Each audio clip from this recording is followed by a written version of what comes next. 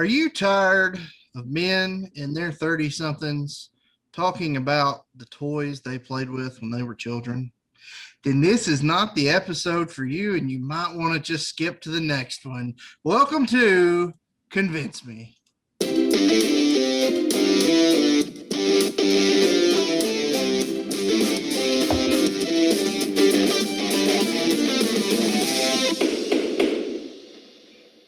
Welcome in, ladies and gentlemen. It is another week, episode number 59 of Convince Me. I am Andy Rutherford, joined by Mr. Rut and Bennett, Mr. Casey Elrod. Gentlemen, how goes it? What's going on, guys? How's it going, Bennett? Last couple of days, I've really been struggling, and what I've been struggling with is trying to refrain myself from getting on eBay every 5 seconds and looking up a bunch of nostalgic toys that I grew up with and trying not to buy every one that I see. I think my wife would be pretty upset with me. So it's been a tough week. It's been a tough week at the Bennett household. Coming from someone whose wife has been very upset with him over the amount of money spent on old toys before, I understand completely. We will get more into that momentarily. Before we do, it is time for the Weekly Shill. Join us on all our social medias. Give us a follow. We can be found on Facebook, facebook.com/convincemeshow.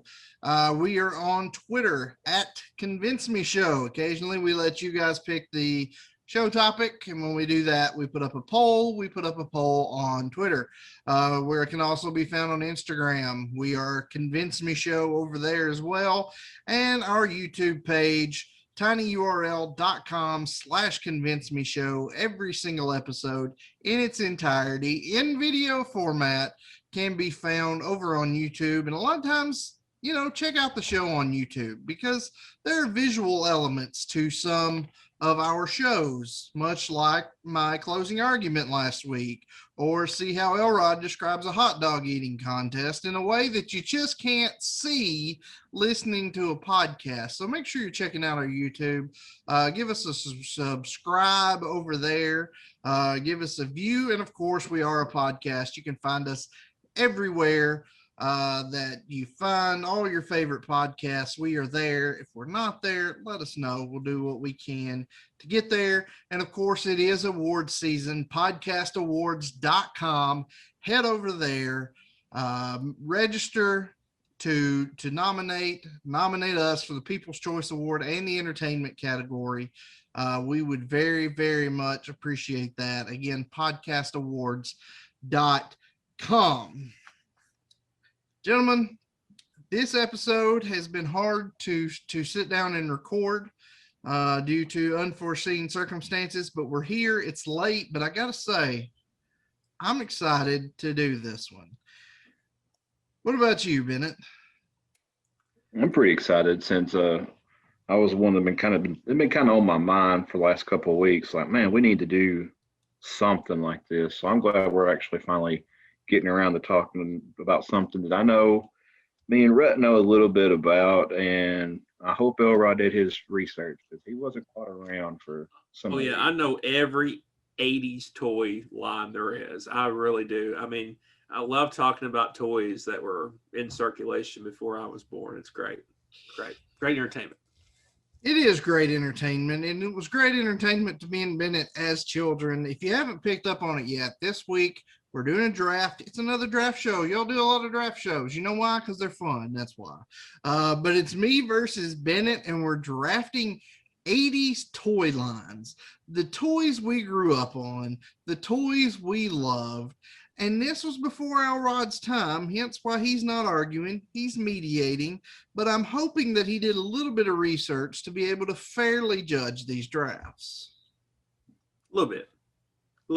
I didn't want to poison the well, but I know a little bit about this stuff. So to decide who gets the first pick tonight, we're going to do it a little bit differently. Rut, I'm going to ask you a question. Okay. It's going to be a numbers question, and Bennett's going to tell me if it's higher or lower than the number that you gave. Okay? I'm going to put you on the spot. Okay? Here we go. So somebody tonight is probably going to draft the Thundercats. Maybe Bennett. It may be you, Rut. But my question is about the television show. I want to know how many episodes in their initial run, from 85 to 89, how many episodes were there of the Thundercats? And Bennett's going to say higher or lower than your number. 146. 146. Bennett, is a true number of the Thundercats greater or less than 146? Lower. He goes with lower. The total number was 130. So Bennett, he gets the choice. Do you want the first pick or do you want the second and third picks? I'll go first this time. Why not? Who you got? Who you taking? All right. Well, drum roll.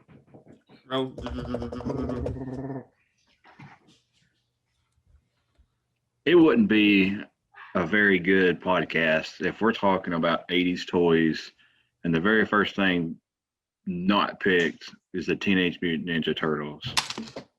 Turtles were produced by Playmate Toys in 1988. So little me was like 2 years old. And believe it or not, this toy line, they're still going pretty strong even today. They're based off of this series of comic books, and the comics are actually pretty dark and pretty not suitable for kids. I put it that way. They're the comics. The guys in charge, or the guys who came up with the idea for Turtles, was Peter Laird and Kevin Eastman, and they thought it would be hilarious to have these like agile karate teenagers as turtles. It was kind of ironic. And this toy, they wanted to put this toy line out, so they thought, man, we've really got something here with this. So they kind of shuffled the idea around to some toy companies. They didn't really get anywhere, but Playmate said, hey, we'll give you guys a shot. We'll do it. We'll give you a toy line, but we want a kid's cartoon to go with it. And with this, a worldwide phenomenon was born. Like I said, in '88, we got the original line, which was the four Turtles, Leonardo, Raphael, Donatello, Michelangelo. There was April. We got Splinter. We got Foot Soldiers, Bebop, Rocksteady, and Shredder.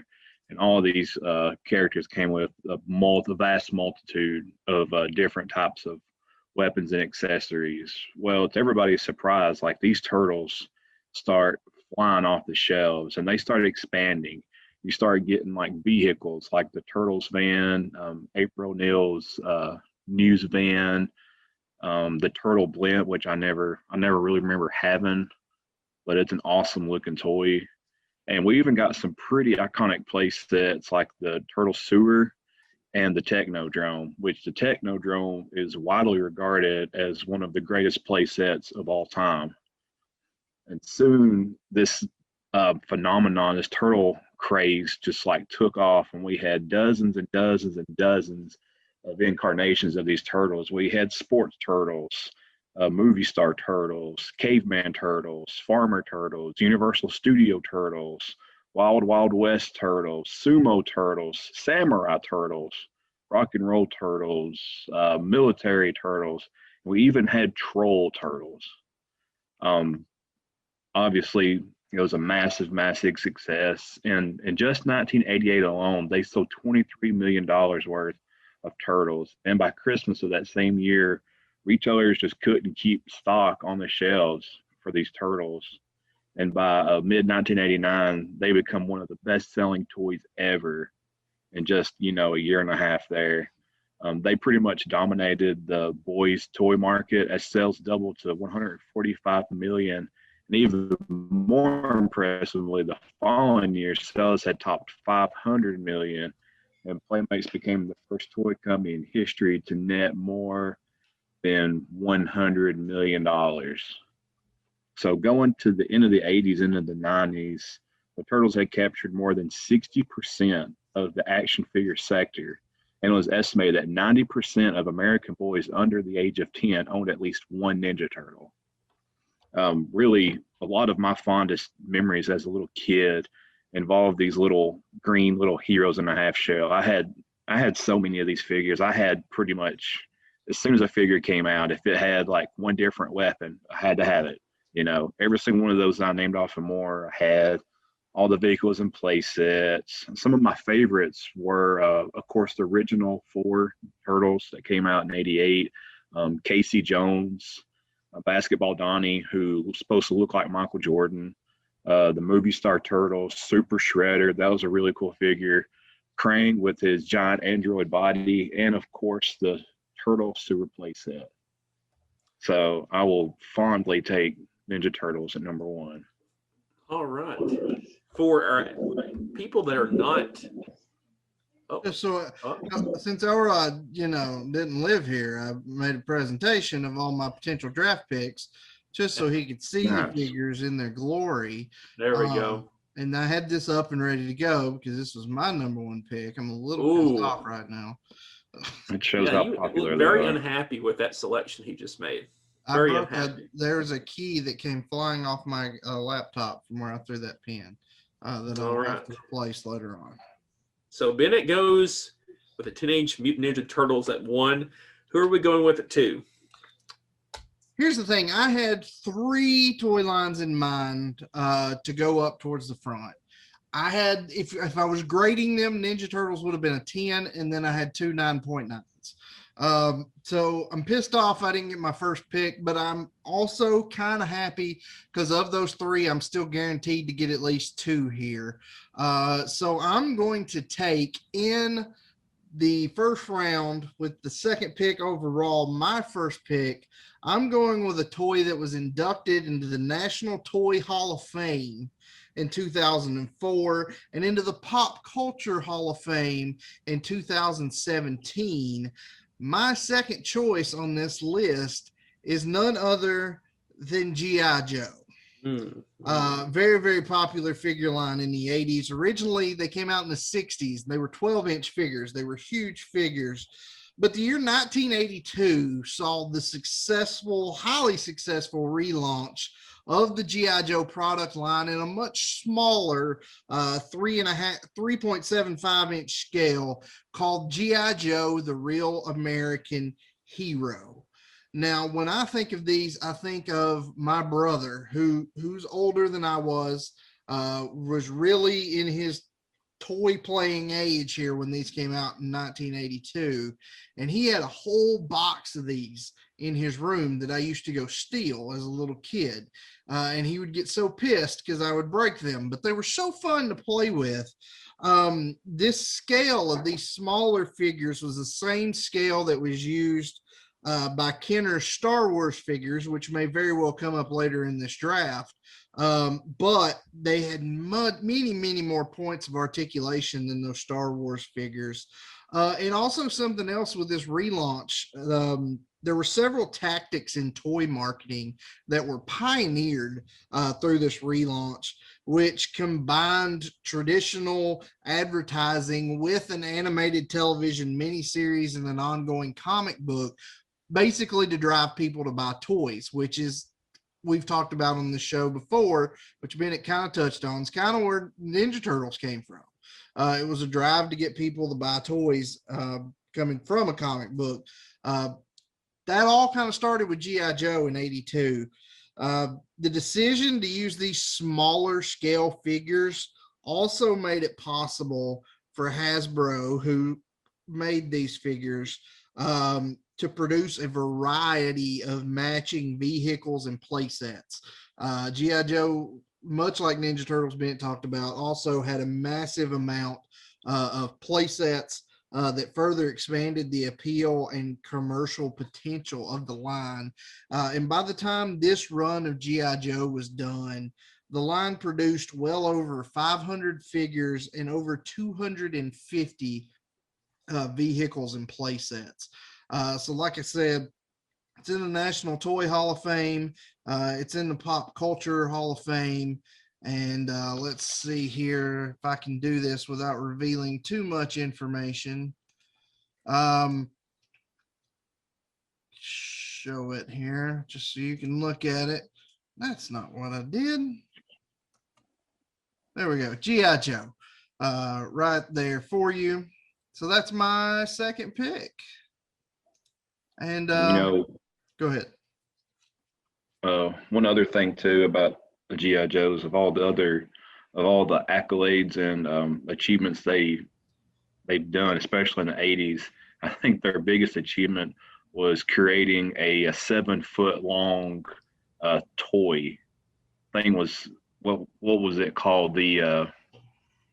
Oh shoot, I can't remember the name of it, but there was a toy that GI Joe put out that was like the biggest toy ever produced. It was like 7 feet long. It was crazy. Let me find the name of that thing. Where The are we going? USS Flag playset was an aircraft carrier. There you go. It was 7.5 feet long. Oof. Insane. I like the pick. Where are we going, number 3? Well, where we're going to number 3 is to a commercial. Before we get to number 3, we're going to take a quick break right here. Stick with us, guys. We will be right back. And we're back. Elrod, oh, Captain, my captain, please lead us on through this draft. All right. You took G.I. Joe with your second overall pick, Rut. Who is your second pick, which would be your third overall pick? This next pick, third overall pick, my second pick, is probably the toy line that is nearest and dearest to my heart that we're going to discuss all night. It is definitely the toy line I've spent the most money on as an adult from the 1980s.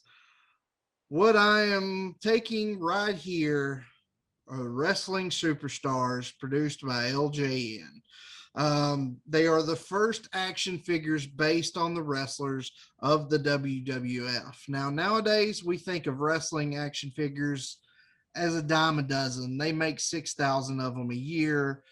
But these were not the first wrestling figures ever made, but they were the first wrestling figures ever made from the WWF, the big show, the national television show that everybody was watching. This was the first set of figures. The guy who thought of it sold the idea to LJN in the summer of '84.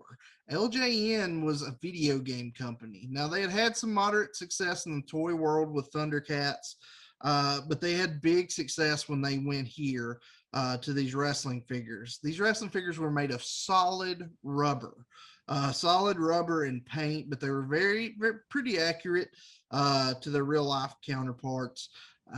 And they could have gone on longer, but LJN shut down its toy division in 1989, which canceled the Wrestling Superstars line with it. But this 8-inch series, the main line, they had a couple sidelines, the Thumb Wrestlers, and a couple more, but all of these each superstar came with their own biography card on the packaging and a poster inside.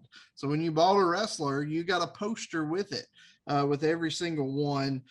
There are 64 total figures that were made in this line, all with unique molds. There were 6 major repaints that changed the figure's look significantly. We had 3 different Hulk Hogans before they were done with the line. But series 1 of that line sold between 4 and 5 million figures in the first year when they were retailing for about $10 a piece. You can see the first line here with your Hulk Hogan, your Andre the Giant, John Studd, Jimmy Snuka, Iron Sheik.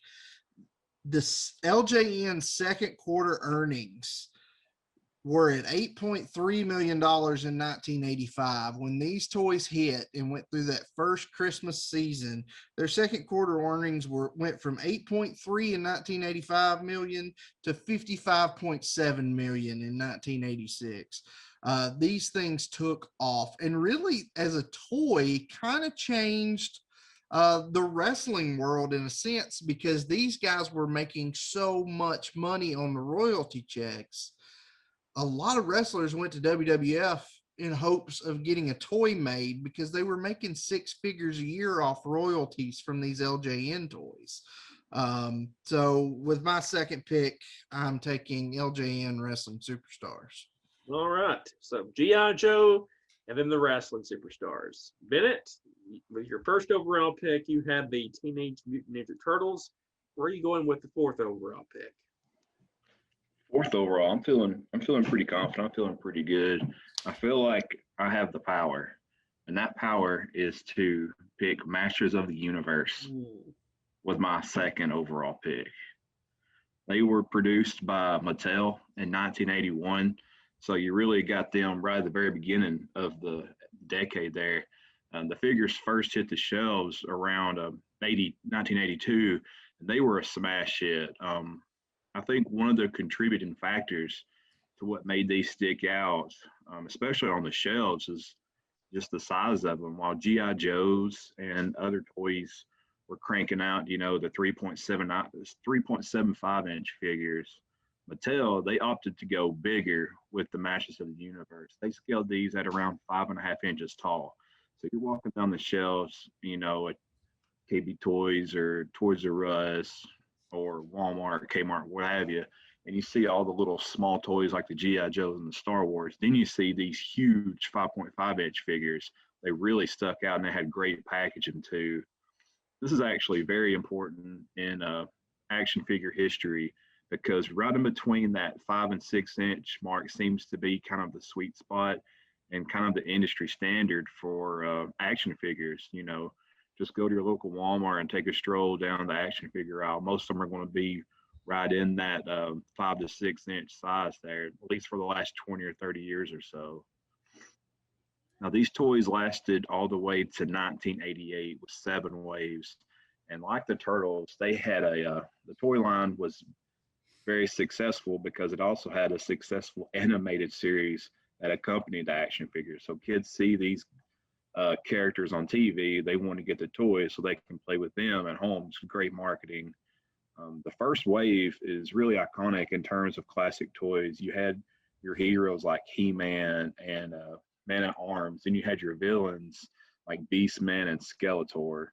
And probably almost as important as the He-Man character was the playset, the Castle Grayskull. That's another one of the very, very classic, iconic play sets of the 80s. And really, there for a while, He-Man really was the master of the toy universe. They even eclipsed Barbie in sales, as they declined all the way up to 400 million by 1986. All in all, there were at least 70 figures that were produced, along with like 16 vehicles, 5 play sets, and I found an interesting article online that was published in 1983, and it said the following. It said the toy company had sold 70 million of these figures worldwide in just 2 years. And in the US alone, it had sold 55 million, or about 1.7 figures for every American 9-year-old or younger. They said they had sold $350 million worth of toys just in 83, which rivaled the almighty Barbie, which is another product of Mattel. And there was a Toys R Us store in Paramus, New Jersey, that said there were 50 requests a night for Masters of the Universe figures, according to an employee. And they said as soon as they came in on the shelves, they were practically gone. So even the toy line, even until this day, still remains pretty popular. Mattel, they recently resurrected this toy line in the last couple of years, and WWE's even gotten in on the action. They've kind of done this pretty successful crossover with WWE figures. With they're matching them up with like actual He-Man characters and doing this mashup. It's pretty interesting. I never really exactly had these toys at home that I remember, but the daycare that I went to did have these toys, and I remember playing with He-Man, Manny Faces, Orko, and Skeletor, and I thought they were really cool because you just didn't see anything like them up to that point. Most of your toys weren't as ripped and scaled the way that they were, so they were definitely huge in action figure history there. I like the pick. I like that pick, Bennett. Fifth overall pick. You're still up. Who else are you taking? My third pick here could really be in the conversation for best toy line of the 70s, best toy line of the 80s, one of the best toy lines of the 90s, and even one of the best toy lines in present day. And I'm talking about Star Wars. Mm-hmm. Star Wars was first released in 1978 by Kenner. You're going to hear that name hopefully a lot in the rest of my list here. They would thrive. They, like I said, they started in '78, but they thrived all the way through at least the first half of the decade of the '80s. They stood at just under 4 inches tall, and they were a very influential figure in figure history, as they were the first toys to be successfully marketed based off of a theatrical release movie.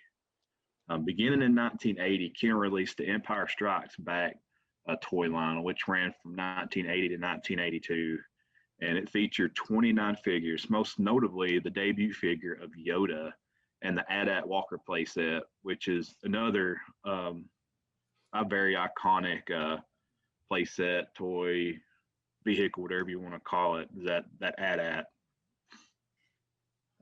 Flash forward at 82, they released the Return of the Jedi line, which featured another 31 unique figures, and this ran from 82 to 84. And then lastly, in 85, they dropped their final 15 figures, which was known as Power of the Force. And this set included some pretty popular ones like Luke Skywalker dressed as a stormtrooper, Anakin Skywalker, and Han Solo in his carbonite. Throughout the 80s, they were a smash hit.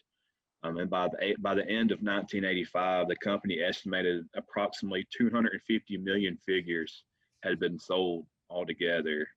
And even in present day, they still remain a force today. There was the huge resurgence in 1995 when they had the Force Awakens 2, and that was a pretty successful run that went along with the new movies there in the mid 90s.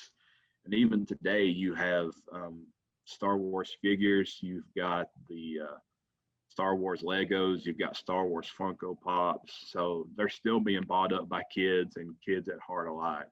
So it's just one of those toy lines that seems like it's going to, endure the test of time, really. Love that pick. That might be my favorite pick so far, but I'll tell you why later. So to recap your three picks for our listeners and watchers, Teenage Mutant Ninja Turtles, Masters of the Universe, and Star Wars. Brett, with the sixth overall selection, but to recap yours, G.I. Joe and the Wrestling Superstars. So who we got going six? This is crazy. I knew Mr. Bennett and myself thought a lot alike. But through the first five picks, I have made two selections. He has made three. And I have a draft board here in order of 10 toy lines. And through the first five picks of this draft, the first five picks are off my board. So if you see me getting a little upset about Star Wars and Ninja Turtles, I actually had Star Wars at 4 and Masters of the Universe at 5. Bennett flopped them, but either way, he still got them ahead of me. We think too much alike, and that kind of pisses me off right now, but that's okay. We'll move on to pick number 6, my third round pick, going down to 6th on my draft board, but it can be found number 1 on a lot of draft boards. I will say, in researching this show, I like to look at lists. Something I found from all these lists looking at 80s toy lines, you saw a lot of the same names in a lot of the lists, but they were never anywhere close to the same order. What might be number 1 on one list might be 11 on another. So to say this was number 1 on one of the lists I looked at, it helps my point, but it also means nothing, because pretty much every toy discussed tonight will probably number 1 on some list. But I'm going with my third pick with Transformers. The first Transformers toys were created from 2 different transforming robot toy lines from a Japanese company, Takara, and they were called the Car Robots and Micro Change.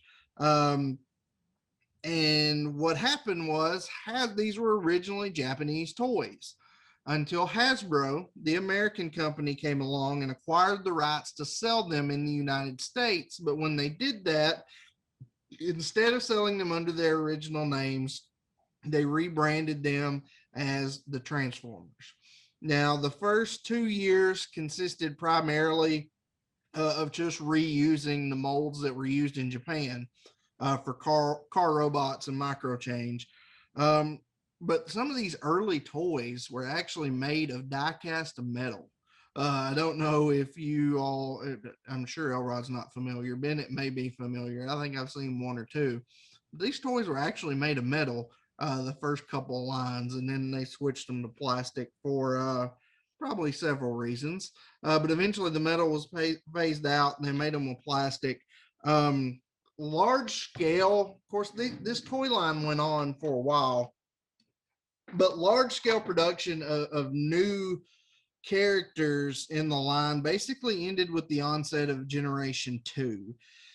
If you don't know what generation, the difference in the generation of Transformers, don't feel bad because I didn't know that was a big thing either until doing research for the show, but apparently it is. Um, and there are a lot of people in these Transformers toy super fan communities. Um, there are a lot of people that believe this 1980s from 84 to 1990, which is considered generation one, to be the only pure form of Transformers. And they really are the version that everybody remembers, but it really changed the game. And far as having these toys, this picture kind of sucks, but it was the best one I could find. But you've got these toys that you can literally transform from a car to a robot. You've got um, the good guys and the bad guys in Japan were called the Diaclone and the Microman series, and I don't remember who was the heel and who was the baby face there. But of course, they come over here, they get their names changed.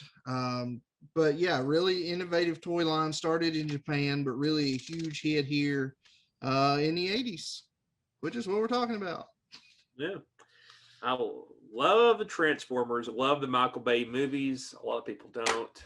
No, As we know on this show and among our couple of listeners, I'm big on the movies when they with these genres. Who are we going with at 7, right? At number 7, we're going. This is crazy to me that this is pick 7, and I'm already down to number 7 on my draft board. But this is a line that I moved down to 7, but I easily could have moved up. I actually had them higher and rearranged some things. Bennett said we're going to hear Kenner a lot in this episode, and we're going to go with Kenner toys again. We're going to go with the real Ghostbusters. Bennett looks upset. I'm glad he's finally upset. But in 1986, the real Ghostbusters hit the shelves, and they stayed on the shelves through 1991. Mostly, they're called the real Ghostbusters instead of just Ghostbusters because they're mainly based on the animated series of Ghostbusters. However, there are a couple things. The Ecto 1A and the Ecto Charger weapons were actually from Ghostbusters 2 film, but they ended up finding their way into the toy line.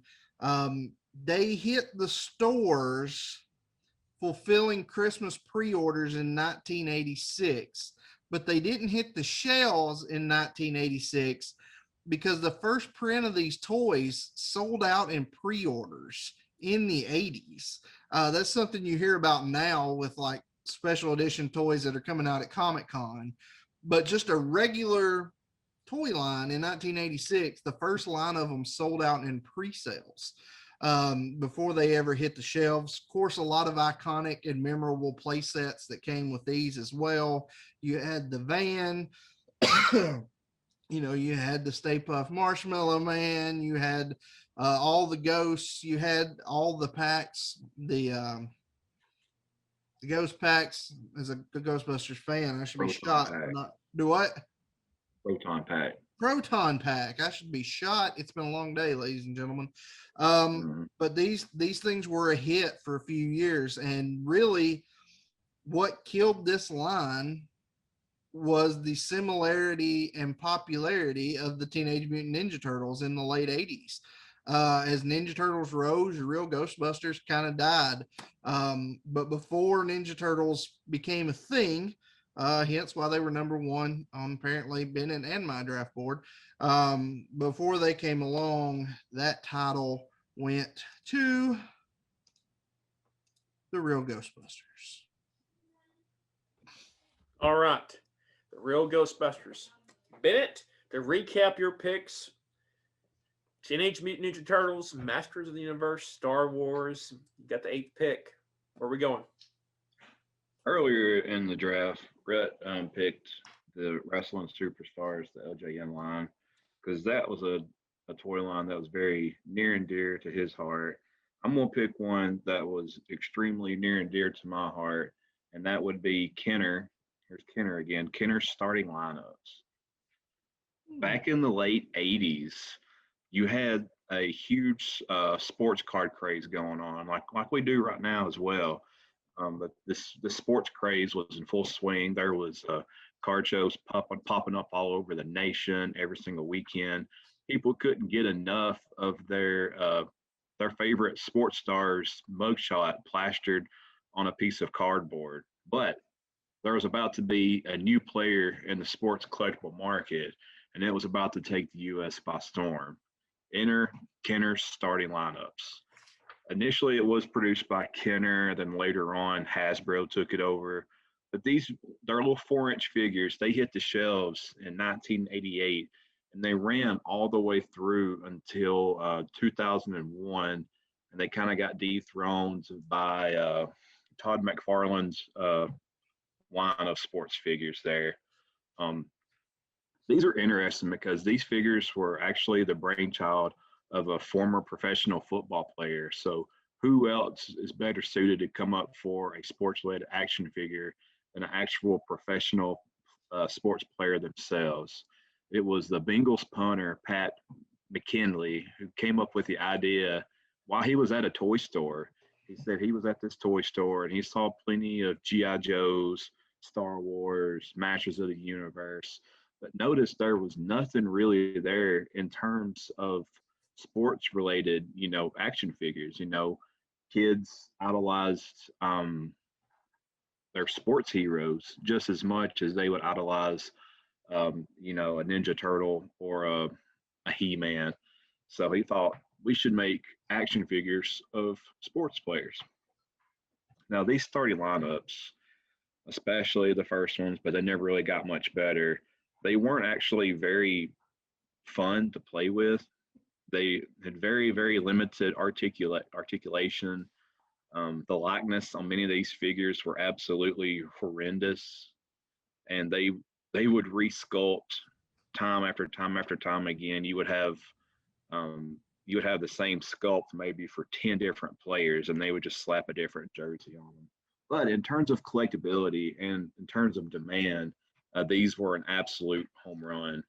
The inaugural set from 88 and even a little bit 89, those are the ones that are the most important. The first set had MLB, NFL, and NBA lines, and these lines were massive. They were all packaged. They were color coded by the blister packaging. NBA had a red package, NFL had a green package, and MLB got a blue package. And outside of just the figure, you also got a sports card, maybe 2 sports cards. Sometimes there would be a little mini poster or a little collectible coin. Now, the MLB, that first initial run in 1988, had 124 figures. So you had like half the league in figure form. It was crazy. Some of the big names were like Barry Bonds, Mark McGwire, Cal Ripken Jr., George Brett. The baseball was definitely the most popular, and even today among collectors, the baseball line, especially that inaugural set, is by far the most popular. NFL had 137 figures, and of course you had all the superstars like Marino, Elway, Jerry Rice, Joe Montana. The NBA was a little bit smaller, but was still pretty stout. It had 85 figures in the first run. And of course, you had Larry Bird, Magic Johnson, Kareem, Charles Barkley, and of course, you couldn't have a respectable line without Michael Jordan. These toys remained pretty popular all the way through the 90s and into 2000, 2001, and they really kind of transformed from toys into collector's items pretty quickly. And most of the most sought after, like I said, are usually from that 1988 release, which is very important. Some of the 88 and 89 released figures can fetch hundreds of dollars or even hit four figures if it's the right piece to the right collector.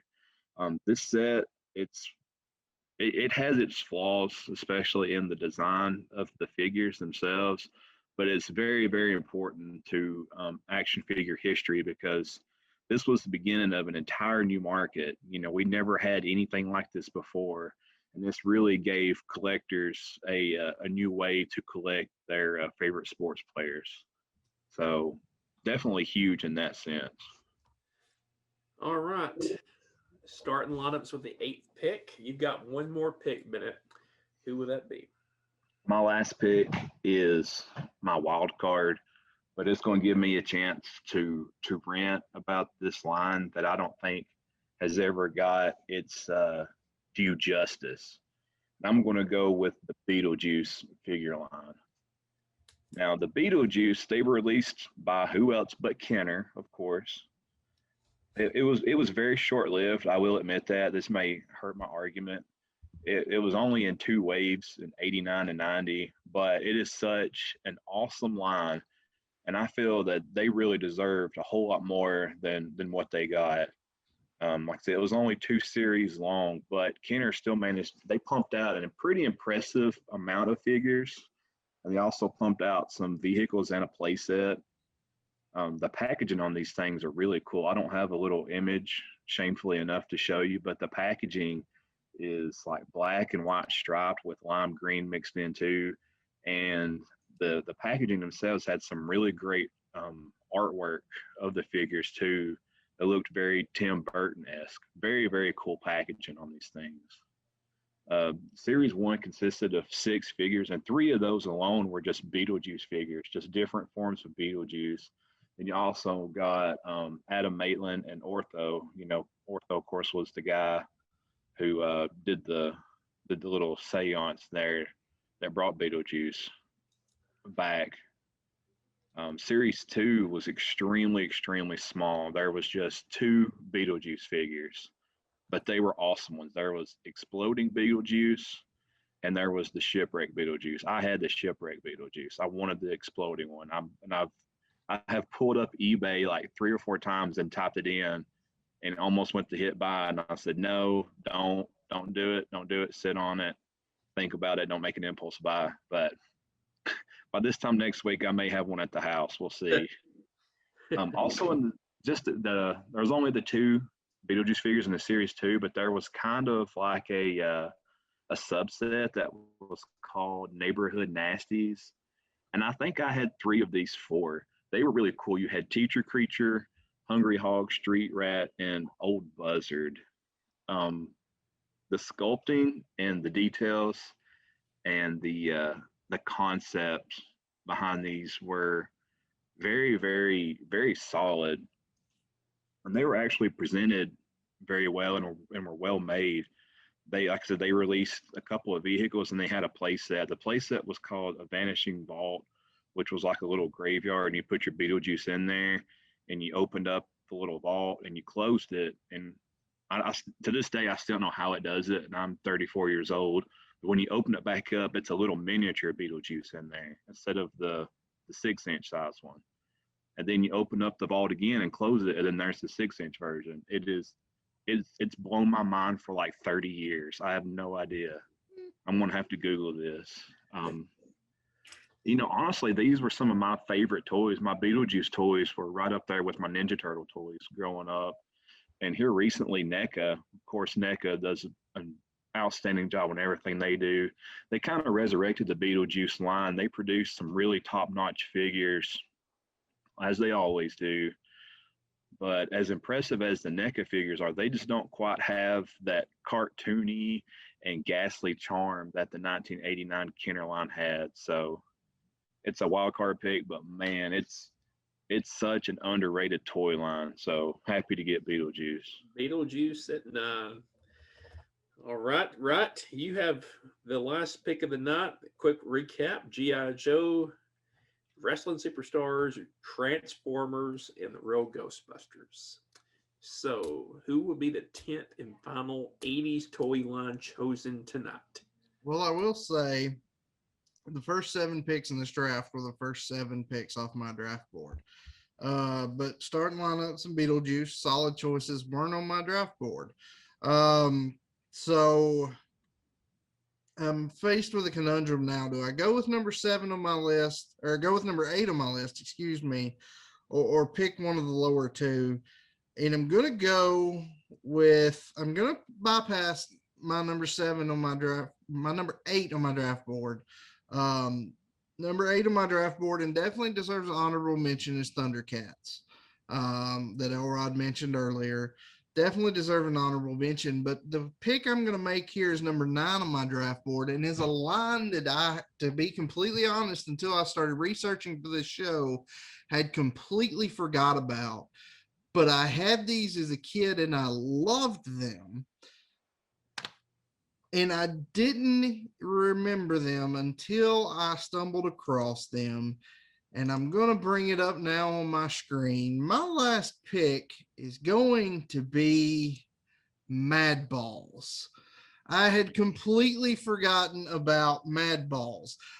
These were toys made by the Amtoy company that you don't hear about probably ever, but these are baseball sized toys that incorporated the gross out humor that kind of got popularized by the Garbage Pail Kids in the 80s. As you can see here from these pictures here, these toys actually did lead to a tie-in comic book and a short-lived Saturday morning cartoon.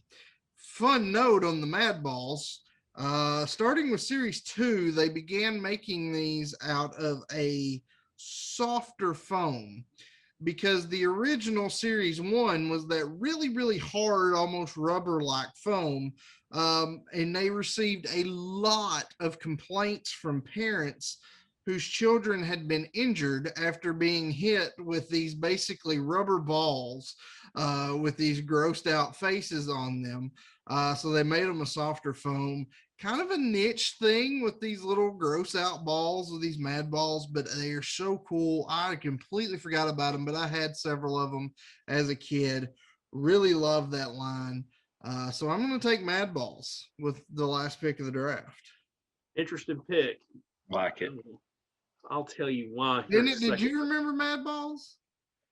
I didn't until I stumbled across it too, and I don't think I had any of that first line, but I definitely remember playing with these things when I was, I don't know, maybe like 6 or 7. So that would be around 91 or 92. I remember them once I saw it. It's crazy. I love those I things. completely forgot about them. I did too. I'm going to give each of you a minute. Now I'll put you on a timer to tell me why your list is better. And I believe, Bennett, you started off. How about you go first and finish this thing for me? Why is your list better than Rut's? Well, I could condense it from 1 minute down to just 4 words: Teenage Mutant Ninja Turtle. It was number 1 on my list. It was number 1 on Rutt's list. So that's a huge one. Number 2, Masters of the Universe is right where they should be. They outpaced Barbie in the 80s. The scaling of the things I said were bigger. They were very innovative for what they did, and they sold 70 million figures in just 2 years. Star Wars, we all know how iconic the Star Wars line is. It's been enduring since the 70s. So the 80s line was definitely up to par with the 70s line, and definitely better than the 90s ones that we got. Starting lineups may be a little bit weird to you. You don't know if you remember those as much, and it's not the name power as like GI Joe or Transformers or Teenage Mutant Ninja Turtles, but they're very important into action figure history, especially in the 80s, because it did introduce a whole new way of collecting to fans. You never had anything really like that before. And then my wild card pick of Beetlejuice. It's such an underrated set. It's a shame that it was as short lived as it was. They're very, very underappreciated. It's a very, very solid action figure that definitely deserves to be up on the list with these other names.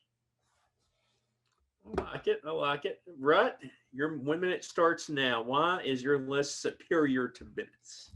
All right. I mean, let's point out the elephant in the room, the white whale. Bennett got the white whale. He took Teenage Mutant Ninja Turtles #1, sure, as they were #1 on my list. But as I mentioned, I had 3 that I considered taking with #1. I had Ninja Turtles rated as a 10. I had 2 rated as a 9.9, and I got both of those 9.9s. I've got G.I. Joe, which changed the game. It really brought about the playset era. I mean, this toy, like I said, it's in the Toy Hall of Fame and in the Pop Culture Hall of Fame. G.I. Joe's, what they did in the 80s really set the pace for the rest of the 80s of what these toys would do. I took the wrestling superstars, these things, these LJNs that could kill somebody if you threw a King Kong Bundy at them hard enough. Bennett can attest to that. It's huge. But these things changed 2 industries. They not only changed the toy industry and brought Kenner back to life, because after Thundercats died, Kenner was on their last, not Kenner, LJN was on its last legs after Thundercat. And these wrestling superstars really brought it back to life, but they changed the wrestling business. They helped Vince McMahon take over the wrestling world because that was one more pitch he had that other wrestling companies couldn't say. Hey, come here. If we make a toy of you, you can make an extra 6 figures a year based off your royalties because these things are selling like hotcakes. So they really changed 2 industries. Then we go on down the line. Transformers, again, something that really changed the game. You've got toy that you can change into another toy that were a big phenomenon. We've got Ghostbusters that, when those movies came out and in the cartoon and in these toys, those were in that group of toys that people mine and Bennett's age, and especially maybe a generation earlier, everybody had those. And a lot of times you had to complete set. And then my wild card was Mad Balls, just because of how freaking different they were and how cool they were. I could have taken Thundercats there. Maybe that was a smarter pick for trying to win. Thundercats were great, but Mad Balls were they're shaped like a period. What a period to the end of my draft board with the Mad Balls. But I mean, G.I. Joe, LJN, Transformers, Ghostbusters, those 4 could be #1 on a lot of people's lists, all 4 of them. All right. Well, that concludes your draft. Here is where I stand on this. Now, I went into this not knowing jack about 80s toys. Does that surprise any of you? No. Does it surprise you 0? Well, I did a little research. And I came up with a list of my own 4. I wanted, what are the top 4? Because a lot of these I had no idea. But generally, I knew about a few of these. And even in the 90s, I was playing with some of these toys. So here is my top 4. At number 4, Star Wars. Number 3, G.I. Joe. Number 2, the Teenage Mutant Ninja Turtles. Number 1, Transformers. That is my list. Now, that's just my list. When I want to mediate a case where I don't know, I look to other people. What are the people saying? I go to Ranker. Not really. That's what Rut does. I don't go to Ranker. I was about to say, I didn't actually go to Ranker for this one. Maybe I should have, but I didn't. So I went to BuzzFeed. Had a good article about a survey of the top 14 80s toy lines. And this is how your list coincides with their list. Their top 5 is the real Ghostbusters, which I believe Rut took with his 4th pick. 4 is Mad Balls, another Rut pick. Number 3 is the Superpowers collection. It's the DC. It's a DC toy collection. Rut doesn't care about that one. Number 3. Wait. Should we have discussed DC? No. Moving on. Moving on. Nothing to see here. Number 2, which shocked me. I even kind of threw it out as the trivia question. No one picked Thundercats, which I thought was surprising. They were on my draft board. Both of y'all get a negative point for not picking Thundercats. Okay, with that, I never was a Thundercat fan. No, I wasn't either. That's why they were low on my board. Number 1, He-Man and the Masters of the Universe on their surveys. So when you look at the 14, the 2 that didn't make their list, Bennett, that was on your list, were the starting lineups. Of course. And the Beetlejuice pick. Your Teenage Mutant Ninja Turtles was at 13 on their list, which I thought was kind of low. Number 1 was the second pick, Star Wars. Now let's look at your list, right? You've got G.I. Joe, which was 8th on their list. Your wrestling superstars was not even on their top 14. What do they know? What do they know? Your Transformers pick was 14th on their list. Real Ghostbusters is 5. Mad Balls is 4. So when you look at their list and look at the list I came up with, by nose, and this was close, it's Rut, but it's close when you do the averages of what the people say and what I said. So that's what it is, right? Your list is a little bit better. I mean, I'll take this win. It's a close race. If I'm sitting where Bennett's sitting, I'm taking Teenage Mutant Ninja Turtles number 1, just like he did. And if Masters of the Universe had fell to me at 4, like they did to him, that probably would have been my pick there too. Like I said, the first 7 picks in this draft were the first 7 picks on my draft board, so I can't really knock Bennett's list. Starting lineups are a solid choice, and trust me, nobody loves starting lineups more than Bennett loves starting lineups. Growing up, you literally couldn't see Bennett's wall because he had starting lineups pinned up from wall to wall, from ceiling to floor in his bedroom. And the Beetlejuice I had forgotten about. They were good figures, but I do think my list, I think, Elrod, you made a solid choice in picking my list here. But, you give me my list, you give me Bennett's list. Either one, I'm going to have a good time and reminisce about my childhood and probably sit around and play with toys in my 30s. I will say this, when we talk about wrestling superstars, which what does BuzzFeed know what they're talking about? I got a whole box of them. More than half of the line I have bought in the last 4 years, last 3 years, really. But unfortunately, fortunately, there was another human added to our household within the past year, and a lot of things got moved into that tiny human's closet, and those happened to be in the back, buried under a bunch of stuff, or I would have had them as visual representation tonight. But yeah, this is a lot of fun, and I will gladly take the win, but I wouldn't have complained if I lost either.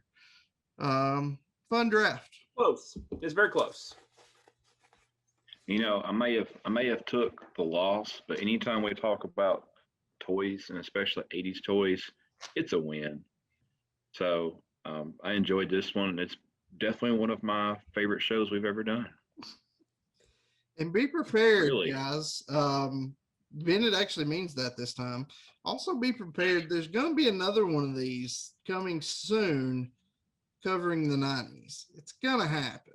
Coming soon. Maybe Elrod will be a little more apt to judge that one. But yeah, this has definitely been fun. But with that being said, it's getting late and Rut's got to edit. So you guys can hear this tomorrow. Today, if you're listening to it. So that will conclude our 80s toy line draft. Gentlemen, any parting words? I told you I would come prepared today. See? I'm proud. You did a little bit of research, which is a little bit more than I thought you'd do. Good job. Parting words? Yeah. Oh, good show. Great show. I'm going to go play with some toys now. Don't know what we're coming at with you next week. Maybe we'll do 90s next week. Maybe we'll let it breathe for a little bit and come back to it. But either way, we will have something ready for you guys. And hopefully it'll be entertaining. Again, remember, check out our socials and check out podcastawards.com Entertainment category, convince me. People's choice category, convince me. Other categories, pick whatever you want. There's a lot of good shows out there up for nomination. So for Bennett, for Elrod, for myself, we will see you guys next week. Peace. Cowabunga.